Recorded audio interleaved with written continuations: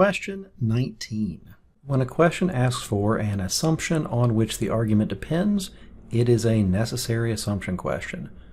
Necessary assumption questions require that we find something that the author hasn't said, but that needs to be true in order for the argument to work.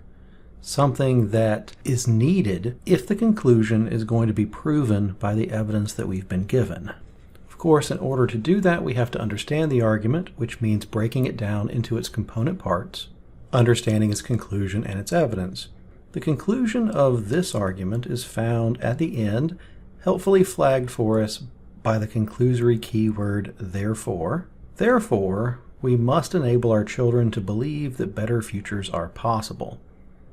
The evidence that gets us here starts in the first sentence. Currently, young people believe that efforts to reduce pollution, poverty, and so on are doomed to failure. Feeling this way is probably bad for the future because it means people lose motivation to work on goals that they think they can't reach. And the author says that we have to do what we can to prevent this loss of motivation.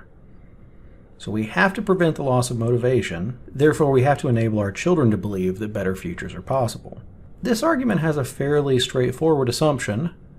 There are two concepts in the evidence and the conclusion that aren't really linked. What does enabling children to believe that better futures are possible have to do with preventing the loss of motivation that they feel? For this argument to work, they have to be connected. For this argument to work, we have to believe helping kids believe in a better future will prevent the loss of motivation that the author is trying to prevent. That's what the argument assumes. So we go to the answer choices looking for something that says that. Answer choice A is the wrong way around. For this argument to work, we need to believe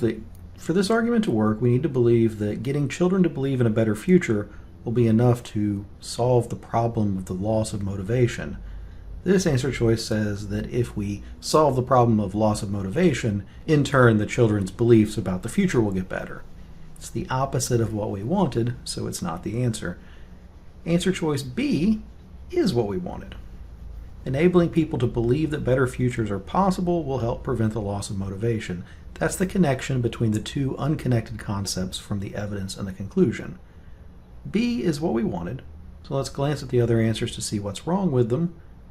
Answer choice C is wrong, although in a subtle way.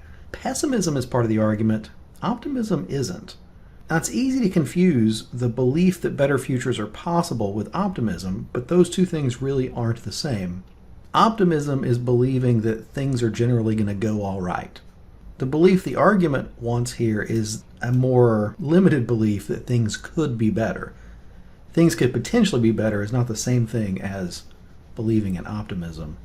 Answer choice D, this answer goes too far.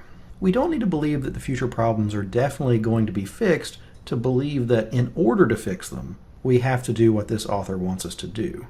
Answer choice D is telling us that if we do it, things will definitely work out. That's beyond what this author is trying to prove, so it's not our answer. And then answer choice E, this answer is about where the problems came from in the first place, where they stem from.